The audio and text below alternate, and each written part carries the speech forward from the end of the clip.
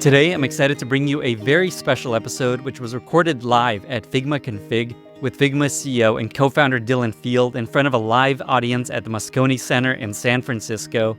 This is the first ever live recording of this podcast, and it was so much fun. If you watch this on YouTube, you can see the epic stage that they built specifically for us to recreate my podcast studio. I could not be more thankful to the Config team for making this happen. In my conversation with Dylan, we dig into how he builds and refines his product taste and intuition, how intuition is a hypothesis generator, the future of product management, how Dylan attempts to operationalize keeping Figma simple and to continue simplifying the experience, a bunch of stories from the early days of Figma that I've never heard before. Also, he shares his favorite AI tool called WebSim, which is wild. And if you wait till the very end, you can see a very young child actor, Dylan Field, in a clip that I found online that was hilarious. If you enjoy this podcast, don't forget to subscribe and follow it in your favorite podcasting app or YouTube. It's the best way to avoid missing future episodes, and it helps the podcast tremendously. With that, I bring you Dylan Field. Dylan, thank you so much for joining me and welcome to the podcast. Thank you, Lenny. Hi, all. Is this your first live podcast? This is my first ever live podcast. Also, a big thank you to the Config team who set up this crazy studio. I had no idea this was going to happen. I feel like I'm in my studio here with 1,000 people watching us. It's very impressive. I very much dig the background and also the mics that may or may not be wired. That's right. Don't say that. Don't tell people. Sorry. There's no wires coming out of them. There's no one behind the curtain either. Okay, so Dylan, I want to start by just checking in on how you're doing. So Config is about to wrap up. We've been at it for 2 days now. I know how much lift goes into doing these sorts of things. I imagine you've been thinking about this for a long time now. I'm just curious how you're doing. Any surprises, any highlights, any lowlights? The highlight is the community and just the incredible people here at Config. Yeah. Y'all are awesome. I don't know why I keep talking in the mic like this. It's instinctual. But seriously, it's just the most amazing community to be part of, and I feel so lucky. And then in terms of how I'm doing this exact moment, like exhausted, but riding on caffeine and whatever this like really cool probiotic drink is. Any surprises from the past couple days? Anything that's like, oh wow, that went a lot better than I thought, maybe less well? Yeah, I mean, like, demo, definitely things I would have improved. But also, like, Emil and Mahika were phenomenal. And it was just, like, so awesome to see them do their demos and present materials. And then, I was just really pleased with the conversation, I think, that's getting started at Config around AI. And I think that, I was looking online on social media, and I think people are already kind of like zeroing in the right conversation, which is, okay, in a world of more software being created by AI, what does that mean? And the impact on craft and the impact on quality and the need to have more unique design and how design is a differentiator. And I think some people are saying I agree with that. Some people are saying that I disagree with that. And that's exactly the bounds of what the conversation I kind of imagined would emerge from yesterday. It was funny, the make design feature, I think I said on the keynote, I was like, this is going to give you the most obvious thing in the most obvious form possible. And then people online are like, it's just going to give you some obvious thing. I agree.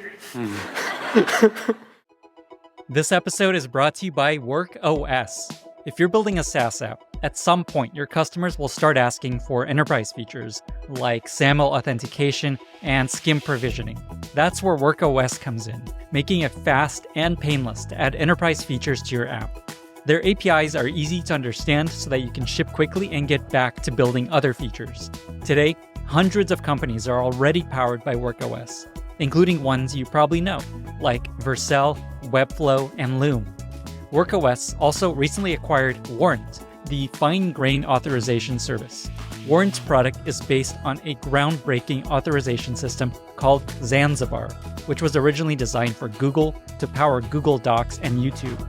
This enables fast authorization checks at enormous scale while maintaining a flexible model that can be adapted to even the most complex use cases. If you're currently looking to build role-based access control or other enterprise features like single sign-on, SCIM, or user management, you should consider WorkOS. It's a drop-in replacement for Auth0 and supports up to 1 million monthly active users for free. Check it out at workos.com to learn more. That's workos.com. This episode is brought to you by Anvil. Their Document SDK helps product teams build and launch software for documents fast. Companies like Carta and Vouch Insurance use Anvil to accelerate the development of their document workflows. Getting to market fast is a top priority for product teams. And the last thing that you or your developers want is to build document workflows from scratch. It's time-consuming, expensive, and distracts from core work. You could stitch together multiple tools and manage those integrations, or you can use an all-in-one document SDK. Most product managers will tell you, paperwork sucks. Anvil's Document SDK helps teams get to market fast, incorporate your brand style, and give you back time to focus on your company's core, differentiated features. For your users, paperwork often starts with an AI-powered web form styled and embedded in your application. From there, you can route data to your backend systems and to the correct fields in your PDFs via API. Complete the process with a white-labeled e-signature. The best part about Anvil is the level of customization their SDK provides. Non-technical folks love Anvil's drag-and-drop builder, and developers love their flexible APIs and easy-to-understand documentation. Build document software fast with Anvil. That's useanvil.com/Lenny to learn more or start a free trial. That's useanvil.com/Lenny. Let's keep talking about design. You once said that the definition of design is art applied to problem solving. Can you just add a bit more to that? What do you mean by that? Because that's an amazing line. Well, I don't think it's my original line. I think someone else said it. But there's a lot of definitions of design out there, too. I mean, there's also design as dialogue or design as problem solving. You could just go straight there. I could go with like 10 more. But yeah, I like art applied to problem solving because I think that design is often, there is some component of creativity to it and unique expression that you're trying to provide and create and put out into the world. But you are also trying to do it and match it to a user need, a problem that needs to be solved. And I think that it's not pure art.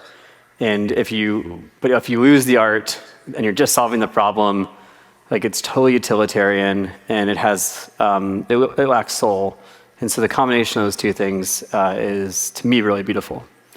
I'm going to pivot to a very hard-hitting question. I hope your PR people don't kill me for asking you this. Many people ask me to ask you this question. Okay. Very important. Please explain a Figma tradition called Raccoon feet and muffin hands. Okay. I should probably just leave this interview now. No. Okay, so this is a conversation. I'm not sure exactly where it started, but it started in early Figma. And basically, we had these lunch tables at Figma where we would just kind of all gather and have very long, interesting, meandering conversations before we got back to work. And one of the questions that was a would you rather was, would you rather have raccoons for feet or muffins for hands? And I think this is a deeply philosophical question. I've pondered it since I've heard it. I still don't have one answer. If you've got an answer, I'm curious what it is. I've got follow-up questions. Are the do the raccoon? Can you control where the raccoon take you, or are they just deciding on their own what's happening? I think that raccoons probably wouldn't even agree with each other where to go. Okay, that's complicated. I mean, if you had raccoons for feet right now, do you think that it would interfere with this podcast? But muffin hands would also interfere with my newsletter, and I feel like I'd be out of work. I don't know if you can type. I need a special keyboard. Okay, this is very difficult. You haven't even thought about the upsides of this yet.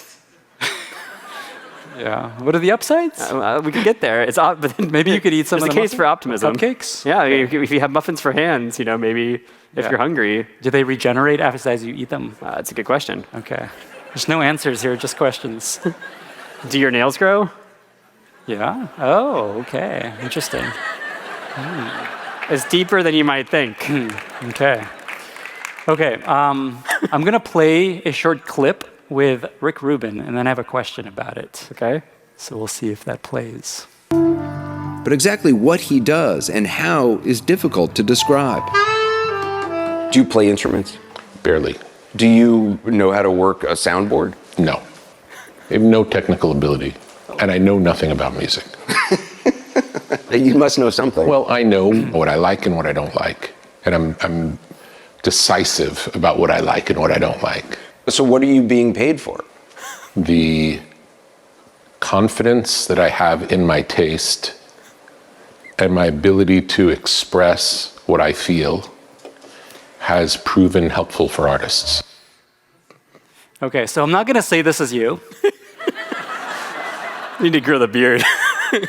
But I think this is a little bit you, because what I've heard from a number of your colleagues is that one of your superpowers is intuition and product taste. And someone said that you have the sixth sense for what's going to work when you're designing Figma and you're making decisions in the product. So I'm curious how you've built and refined your intuition and product taste when it comes to Figma, and then even broadly. Well, that's a lot kinder than I thought you were going to be. I thought you were going to be like, you don't know how to code and you don't know how to design. No. No, I mean, I think here's my framework for it. I think intuition is like a hypothesis generator, and you're constantly generating these hypotheses, and others are generating hypotheses as well. And you then take these hypotheses and you put them forward, and you debate them, and you try to find data to support them or negate them, and then you winnow it down into like, what is our working hypothesis, and from that you move forward. I heard that you read every tweet that mentions Figma and share them with folks, and there's a Slack channel where you paste them. I imagine that is a part of this, where you're just constantly watching what people are saying about Figma, what people are complaining about. I mean, I definitely look everywhere. I'm trying to constantly ingest information about Figma, and it's not just like Twitter/X, whatever that's called now, but anywhere on the internet, support channels, etc. I'm always trying to understand. I also ask a lot of questions, and I try to get to root problems and understand where people are coming from and what are they actually trying to solve. Sometimes people are saying, "Hey, I need X," but they really want Y or Z, and trying to do that myself and kind of engage and dive deeper there, but also to encourage our team to do that. I think leads to really good outcomes in terms of what we ship. Is there something you've changed your mind about, kind of building on that, either based on customer feedback or some employee just like making a case and like, okay, you're right. Is there something that comes to mind of something you've changed your mind about recently? Somebody said slides. Someone started out slides. I have not. It's Figma slides. Well, it's not recent, but like one good example of me changing my mind is that you all have pages in Figma. You're welcome. But like, I think I have deep skepticism about pages still. Like, I'm not sure they're like, if you could freeze time, and I could just go and with my team work on Figma for a very long time, I'm not sure we'd come to the same implementation of pages that we are at today. I just don't think it's like the most elegant solution in the context of like the entire system of product design that you could create. The world told me and our team that did not matter and they needed pages. And don't worry, we're not unshipping pages. But yeah, I'm still very skeptical of them. And I think that in general, probably my team would tell you that I don't always change my mind, but I also I like build trust with people in deep ways, and I think across our organization, if things are not going to be fatal, then if I hear from someone, hey, I really think we should do X, then I'll say, okay, just go with it, and here's my feedback, here's what I'm skeptical of, let's see what happens. And then, sometimes they come back to me and they're like, see, I was right, but usually they're pretty polite about it. Just to build on that, something a lot of people try to work on is being good at influencing leadership, execs, CEOs, what do you find works to change your mind? What do people come to you with that helps you like, okay, you're actually right? I think the more concrete an artifact is, or the more you can debate something, the better. I like ask for examples a lot. I try to ask follow-up questions about things, and make sure I fully understand it. And I think where I get stuck sometimes is if I like ask follow-up questions and we don't have answers yet, and then my response might be, let's go find the answers to these questions, and then let's go back to this conversation if I think it's something that's really important. And I think for some people, they might go, okay, this is actually really obvious. Like, I can't believe you're so dense and you don't get it yet. And sometimes they're right, and they come back and they're like, okay, here's the data, now can we move on? And we do. We move on, and they're right. And yeah, I just think that it's important, though, to just really understand something from first principles for a lot of decisions. And maybe it's just a perfectionist quality, but repeated over time, I think it leads to good outcomes as long as you make sure it's not bottlenecking the organization. Okay, so kind of following up on that, let's talk about product management. Okay. So last year you had Brian Chesky here, I think maybe on the stage, maybe a bigger stage. And he kind of said that they got rid of product management at Airbnb, and everyone cheered, and all the PMs were very sad. And he didn't actually mean they got rid of product management. They changed the function and evolved it. I'm curious just to get your take. Yeah, it's funny. This year we have you here, Lenny, so that's your answer, no? Yeah, I had him on the podcast. It's important after all, surprise. We're still here. I want to get your take on product management. You all have amazing product managers at Figma. I've had 3 of them on the podcast already. I'm curious just what value you find the best product managers bring to Figma. It was really funny. Last year after that interview, so Yuki, our chief product officer, had invited me to a dinner for our PM team. And it took a while to get out of config at the end of the day. And I eventually made it to dinner, but I was like 40 minutes late. And I walk in, and Mahika, who was on stage yesterday presenting slides, Figma slides. Slides. She was like standing up and doing a mock Brian Chesky impersonation. And she's like standing up in front of the entire product team, and she goes, and then Brian Chesky's like, there don't need to be any PMs. And Dylan's like, ooh. And I'm like, hi, Mika.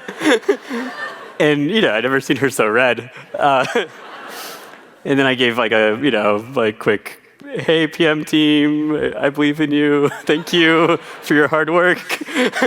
But seriously, I think that if you kind of zoom out, it's always tricky whenever you're asked to formally define what is the separation between a product manager, a designer, and an engineer. It's always hard to actually create those clear lines. And I think in many organizations, they're blurry. But at the end of the day, a PM and designer, they need to have some technical expertise, or at least understand how the systems work, to probably create the best things they can possibly make. A designer, engineer, they should probably have some sense of the business objectives. They should have some sense of what users want. An engineer and a product manager, they should have taste and craft and some sense of the option space and some ability to care about or desire to care about the visual implementation. So I think you can include research in there too if you want to make it 4 legs of the stool rather than the trio. And you can talk about, all 3 probably should have exposure to users and be talking and in dialogue with users. So I think that if you think about sort of that group holistically, each is important. If you think about a team, there's all these qualities that you have to make a great product. And that said, I think for product managers and the product function, what I think sometimes when you see people that fall down in that function is because they treat it too much like process, which is very important too, don't get me wrong. good process can help support good outcomes. But I think that you can't lose sight of the problems that you're solving. You have to go talk to users, and you have to actually have a strategy. And if you're really good, you should have a point of view. And some point of views are going to lead to good outcomes, and some point of views aren't. And there's some sense of taste. And you also have to bring everyone together and make sure that they get to the objective, that it's celebrated, and that at the end of the project, or when you complete a milestone, everyone's stoked. Otherwise, it's not going to be a team that gels. You're not going to get to the next outcome. Even if you get to an outcome and it's a milestone, but if everyone's unhappy, like you kind of failed. And so somehow good product people are able to do all this, and they're able to create great frameworks that bring everyone along with them. And so everyone's able to have a shared headspace around what it is they're trying to get to. Someone once said that if PMs disappeared, or if a PM goes on vacation, everything's okay for like a week or 2 or 3, and then things start to crumble a little bit because they kind of glue everything together. Do you find that sort of thing? Let me actually ask a different question along those lines. Are you bearish or bullish on the future of product management? Do you think PMs will continue the way they are? Do you think PMs will dwindle? Any sense of the future of product management? I think probably everyone's learning to do a bit more of everyone else's job in this current moment. That said, I definitely think there's still immense value in product, immense value in design, immense value in engineering. And so I think those roles will continue to exist. So maybe I just want to come back to the question of just what the best PMs that you work with, do you find, what value do they most bring? I guess, is there anything that's like, here's what would be gone if we didn't have these PMs? The best PMs, I think, again, create those frameworks that bring everyone else along, and those frameworks also have a point of view and a strategy associated with them. So you're able to kind of like take the strategy, take the point of view, wrap it all up in a framework, and then make it so that everyone knows what the destination is and how to get there. Awesome. Okay, so kind of along these lines, something I've heard you're really big on is simplification. Somebody told me that when you're in a design review and things just feel too complex to you, quote, you furrow your brow and insist there must be something simpler. Why is simplification so top of mind for you? Why is it so important for you? And just why is it so hard to do? Oh, gosh. Well, I think probably anyone here who's like worked on product knows how hard it is. I think the more that you add, the harder it is to create something that's coherent. One essay that Evan, my co-founder, introduced me to early on in Figma's history, I think from Stevie's Drunken Blog Rants or something like that, it contains the term irreducible complexity. And it's basically this idea that like 1 + 1 does not equal 3. It sometimes equals like 1.5. And the more that you add and the more that you continue to put in something, the more complex it gets and the worse it gets. And I think this is definitely true for tools. So in the context of Figma, we can make it more powerful, but to do that in a way that's not making it more complex at the same time is extremely hard. And we have to always be paying attention to how complex or how simple things are, because if we don't, it just kind of becomes a monstrosity really fast. And there's parts of our product that, like, I don't want to dive into that part of the conversation, the self-critique, but definitely, like, as I'm in conversation with a bunch of our product leaders at Figma, there's parts where it's like, okay, this thing is too complex as a system, and we made like all the right local decisions, and yet together they're too complex and they're not working anymore. And let's go revisit the system now. This episode is brought to you by user testing. Transform how you build products and experiences with user testing. Get fast feedback throughout the development process so that you can build the right thing the first time. Make better decisions that lead to better business outcomes. Companies are being asked to do more with less. They need to move quickly to build experiences that meet changing customer expectations and do so faster than ever, all while minimizing risk and costly rework. With user testing, you have a trusted partner in experience research. They empower user research, product, and design teams to make higher confidence decisions with human insights. Learn more today at usertesting.com/Lenny. I know you just redesigned Figma. I imagine part of that came from things are just getting too complicated, not as simple as we want. Is there anything that's been like the bug in you in the old Figma that like, oh, this is way too complicated. I really want to simplify this thing? Yes. Okay, what's that? We'll move on, but I many things. Sounds good. Okay, and in terms of how to keep things simple, so I had Dharmesh Shah on the podcast. He's the co-founder of HubSpot. Yeah. And the way he described it is that you're always fighting the second law of thermodynamics, of entropy, just the product getting more complicated. And he kind of sees it himself as part of the solution. If you top down, you have to like be on top of that. Is that the way you see it? Like that's kind of your role to keep things simple. Do you think people further down the ladder can do that, or I don't know? Absolutely, yeah. Everyone's responsible for simplicity, and I think another quote that is not mine, but is a really good one is, keep the simple things simple, make the complex things possible. And I think that's a really important principle to hold as you're designing tools. And I'd say that it's really easy to make the simple things complex, unfortunately. Okay, I want to pivot to talking about early days Figma. Sure.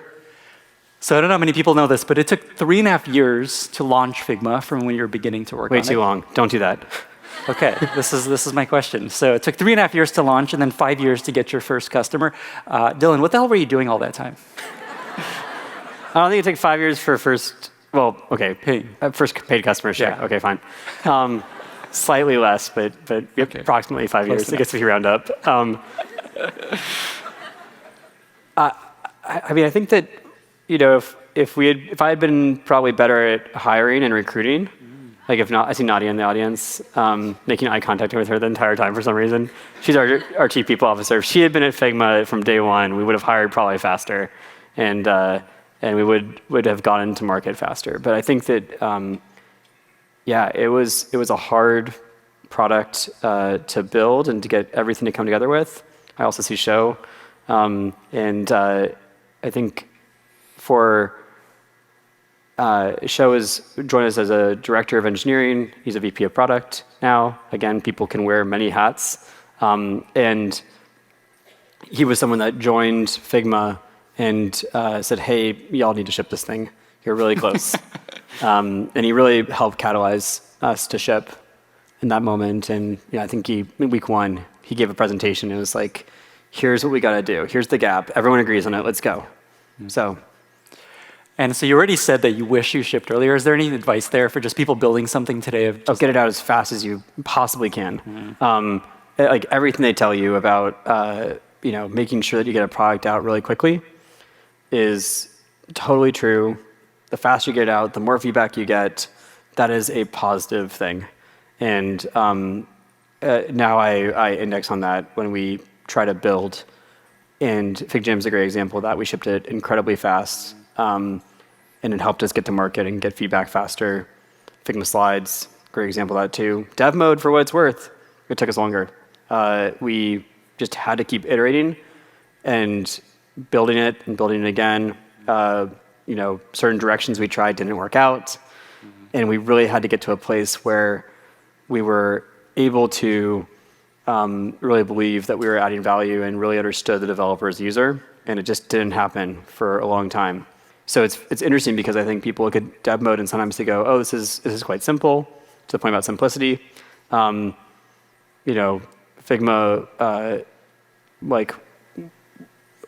is this simpler than FigJam? The reality was it took like at least 3 times as long. So your advice is ship quickly. There's also this kind of push that But hold a bar for sure. That's kind of the question I have is there's also a lot of talk of just like the bar has risen. You need, especially B2B software, craft is really important. You need, like Linear talks a lot about this, just like the bar is very high for people to switch from something out there. Is there anything, I don't know, I don't think you'll have like, here's the answer when you're ready to ship, but just any advice of just like, here's good enough versus like, no, you should probably wait. Well, another thing that Evan taught me was that for a new launch, you got quality, features, deadline, choose two. And I think that the beautiful thing about software is you can keep iterating on it. So it's not like a physical product where you have to always have quality in there, otherwise it's never going to have quality. You can ship it with features and deadline and then improve it iteratively over time. I'm not saying you should always do that. Sometimes you need to at least have a minimum bar of quality for the things you have, and you're going to ship less features, maybe. So you choose quality and deadline, and sometimes you say, actually, here's the minimum feature set, and we're going to have this quality bar, and you're willing to push it out. But I think you have to know when you're introducing a new thing, what it's going to take, and then to make that minimally awesome product, but also when you're, I think that when you're iteratively improving it, like you shouldn't just be focused on the features, you have to focus on the quality too. I like this term you use, minimally awesome product. Love it. So the way you got your early users for Figma is quite fascinating. I don't know how many people know this story, but you basically wrote a script to scrape Twitter and create a graph of the most influential designers on Twitter, and then you made it your mission to convince them to use Figma and make them evangelists. Is there anything more to the story there? And then I have a question about kind of along those lines. Yeah, I mean, you can't do this anymore, first of all, because the Twitter API doesn't exist anymore. Rest in peace, Twitter API. I mean, look, I was intern at LinkedIn, and when I was there, I saw some really cool work people had done with Gephi, which was a sort of network visualization tool. And based on that, I thought it'd be interesting to try to, like you said, look at who the design network was, who the central nodes were, which you can just run PageRank on and see.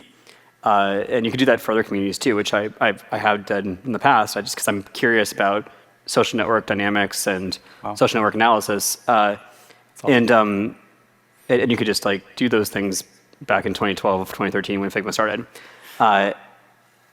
So I kind of constructed this list of like, here are the most central designers in the graph, but also then I like looked at their work. And the ones that I was really inspired by, and like as a total fanboy and someone who like wanted to learn as much as I could about design, was inspired by these folks. The ones I was inspired by, I reached out to and said, hey, can I buy you a coffee? And most of them were really kind. The design community is amazing. And they said yes. And then from there, was able to learn from them, show them Figma, get their feedback. And I think it started honestly more as like a me fanboying, me getting feedback. I mean, one example is Tim Van Dam. I saw him on Dribble, Max Voltar. I'm like, oh my God, this guy is just genius. These icons are incredible. Like, I think the first time I met Tim was at Dropbox, and I had this total fanboy moment. I'm like, I've been tracing your icons. It's like, hi. And I had been working on vector networks with a team, and my test cases were like a lot of his icons, and because they were just like beautiful, and I liked looking at them and studying them, and to now have Tim on the team and have him like doing the icons for UI3 is like such an honor and like privilege to work with someone of that craft. So reaching out to your heroes sometimes works. It's interesting because when people hear that story, when I've heard that story many times, it was always like, here's a growth hack. Find the most influential people in your field, go try to convince them to use your product. And the way you're describing it is you were using it more as feedback. I just want to show you the product, get your feedback, make this better, and then ended up working. They're like, oh, I love Figma, I'm going to use it. Well, I think it especially works for designers that way, because designers are really good at giving feedback. Like, it turns out that not everyone is good at giving feedback. But yeah, designers are awesome at that. So we're really lucky. And I mean, literally, early on in Figma's existence, folks, I think Payam Rajavi is here somewhere. I'm not sure if he's in this room, but I was hoping to see him before the end of Config. Payam wrote like a very long doc for us about all the things that he wanted to see in Figma after we did like a user research study with him with a bottle of wine, because our text editing didn't work very well then. So I ran him through the user study and knew we'd need a bottle of wine to finish, and it took like hours because the type of sentence in Figma was so slow. That reminds me of a story I've heard where one of your first customers was Coda, sponsor, I think, of Config. It used to be called Krypton. And there's a story where you installed Figma, you helped them get set up, you drove home, and then they called you like, hey, Figma's not working anymore. And you drove back like yourself to help fix them, and it ended up their Wi-Fi was down, right? Or there was a Wi-Fi issue. Is that the story? I don't remember what the solution was, but that's what I heard. But yeah, it was like we were like halfway home, and somehow I saw. I'm sure I was not looking at my email while driving. Definitely is not something anyone here should do. But yeah, somehow found out that they had an issue, and we turned the car around. Yeah, and they were. Shashir is amazing, by the way, and like has been a mentor for a long time to me and many people on our team. And he, I think, at the time, did not know he was the first customer. And later on, he came over to Figma's office, and I introduced him without really thinking about that. And I was like, "Yeah, this is Shashir. He's the first. His team was really the first user of Figma as a team." And he goes, "Wait a second, I am." Amazing. Okay, I want to talk about something totally different. Something I've noticed you are good at is you spot trends ahead of other people. So obviously WebGL, you were on early, and that's what allowed Figma to exist, building it in the browser. I saw you tweeting about CryptoPunks way before they were worth millions of dollars. You're just like, I like CryptoPunks. Look, I got a few. They're really, really cool. They're super cool. Little pipe. I'm curious if there's anything these days you're really excited about that might become bigger in the future. Yeah, well, we talked about WebSim. We were just talking about them backstage, and I think before this conversation too. Yeah. Talk about WebSim. And that's an example of something where it's so interesting because it's like there's a generative UI component, and yet it's not what we're going for Figma. It's totally different. So we actually invested in WebSim with Figma Ventures. Amazing. Maybe explain what WebSim is for folks that. Yeah, WebSim is like a hallucinated internet, basically. If you go to websim.ai, you can use different models like Claude or GPT 4.0, and you can do that either through their defaults, or you can use OpenRouter to get like a bigger context window. And the more that you use it, the more you construct this context window of this almost universe that you're building up in WebSim. And as you do it, it's almost like you're world building. And I just have like gone deep and geeked out on this when I've had time, and they've evolved the platform a lot. So like we were back there, and they were showing me some new functionality that's really cool too.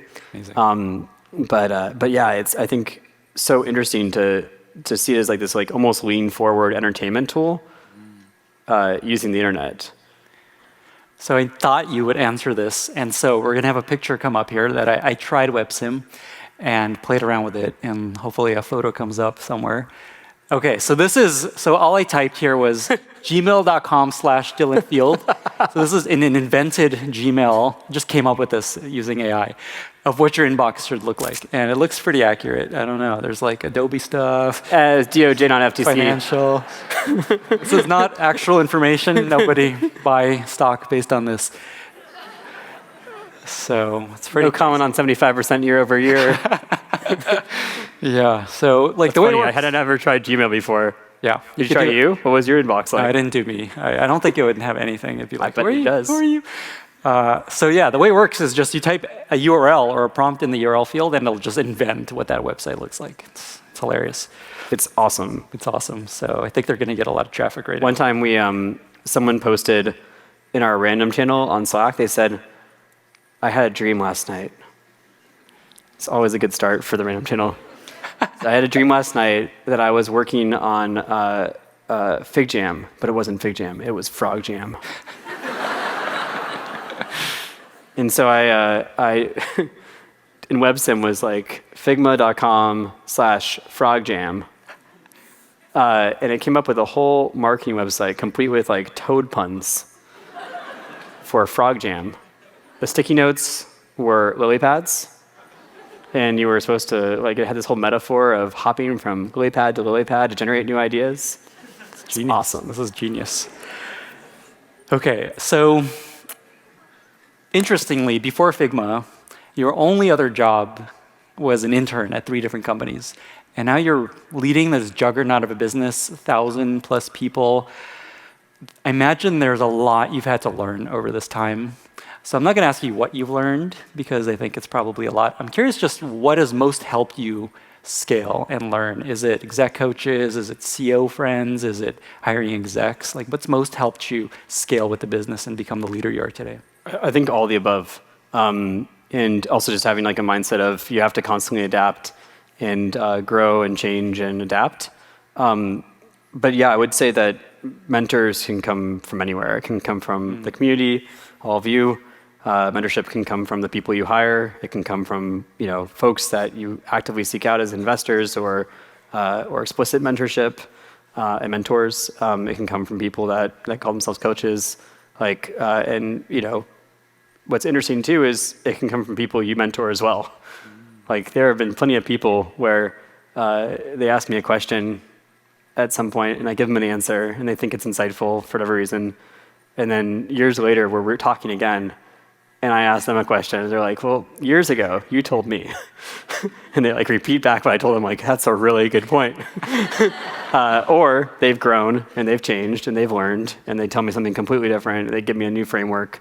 And so I think that when you're, like a lot of times when I talk with new founders, they teach me things that are totally things that I've just never thought about. Or our interns at Figma have been mentors to me in many ways. So you really have to have a learning mindset and just always be ready to absorb new information, I think. When you were just tinkering around with Figma 12 years ago, I think at this point, did you ever imagine you'd be running a 1,000-person company and audience just spellbound by what you're building? There's like people lining up to take photos with your logo in the lobby. Like that doesn't happen. That's very rare. Just to give you a chance to reflect on just how it feels to have built that over time. How does that feel sitting here right now? I feel very, very lucky, but also very humbled by just the community that is around Figma. I mean, I mentioned in the keynote, but just like the people that are in the Figma community are the people that are shaping the world's technology, and the chance to serve them and to make software for them and hopefully improve their life in some little way is such a privilege. It's a responsibility, and one I don't take lightly, but also I try not to like carry that as a weight, but rather as like pump me up and get me excited to go build for them. So yeah, when we were talking about this idea earlier, like the first thing you said is it's a responsibility, which I didn't expect. Is there anything more there? Just like, wow, I really have to help make. Well, again, it's going back to the simplification point. It's very important that we continue to make Figma more and more simple. We make Figma as powerful as we can for the people that are in our community. That we figure out what people's needs truly are. And that we advance the state of the craft and make it so that we do that in a responsible way, and that we champion design and champion quality. So we're trying to do all those things. We sometimes mess up, but people have been very patient with us, and we're very thankful for that, and thankful for the support of just everyone here and in our community that are giving us a chance to make this impact. Is there anything else you want to? Oh yeah, there's some applause. Love that. Thank you. Applause break. Is there anything else you want to share? Anything else you want to leave listeners with before we get to our very quick lightning round? Well, no, I think one thing I'll share is I think we're so early on this journey of computing in general, and in our lifetimes, we're going to have the chance to just build such incredible technology and incredible products. And I'm really excited to see what everyone in this room builds, but also everyone on the internet that's listening maybe also builds, and send me cool stuff. So if you build something cool, like message me somewhere and share it with me. What's the best way to message you? Email's good. You can probably figure out my email if you work at it for like 5 seconds, or use WebSim. And Twitter/X is good. Those are 2 places at least you can find me. Dylan, with that, we've reached our very exciting lightning round. We only have a couple minutes left. Okay. It's a very short one. Do you have a favorite product that you've recently discovered that you really love other than WebSim?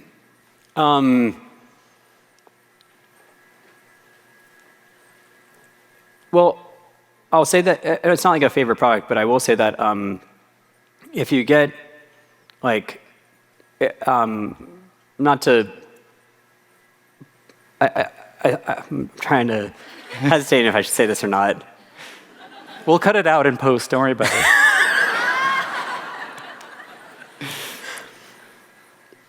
It's so fast. I'll say this. It's so fascinating to look at all the different LMs out there right now and what each one is uniquely good at. And it's really fun if you can hack them the right way and get them in the right mood, what they'll do. That's what I'll say. Whoa. What does that mean? Okay. It's my diplomatic answer. Okay, interesting. Okay. Do you have a favorite life motto that you come back to, repeat to yourself, share with friends or family that you find really useful? I don't know if I've got a life motto, but one piece of advice I've always appreciated is when people give you advice, they're not giving you advice. They're giving themselves advice in your shoes. And I think that's like an interesting one. So if I gave you advice here, giving myself advice in your shoes. Final question. Not many people know this, but you were an actor, a child actor when you were 5 years old. Do you think you made the right career move? Do you feel like you sometimes regret acting? Yeah, definitely. That's my mom. My mom's in the audience, and she says yes. No, I mean, like we've been talking about product. If you're an actor, you're a product in some way. And that's not to disparage actors. Actors are awesome. Acting is awesome. I loved it. But my differentiators when I was 5 and a half, I think, was that I could read and I could sit still, and I was decently cute. And I hit puberty, and those things were no longer differentiators. And then it was like, let's do some computer science. So to close, we're going to play oh yeah, applause.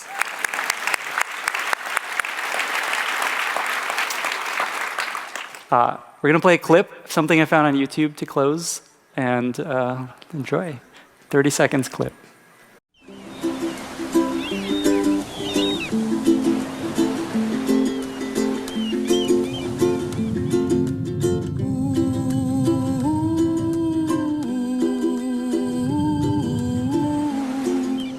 Where will you find a world of ideas for your child? Only at eToys. From Barbie to Brio to swimways. eToys, where great ideas come to you. That was a good find. Thank you.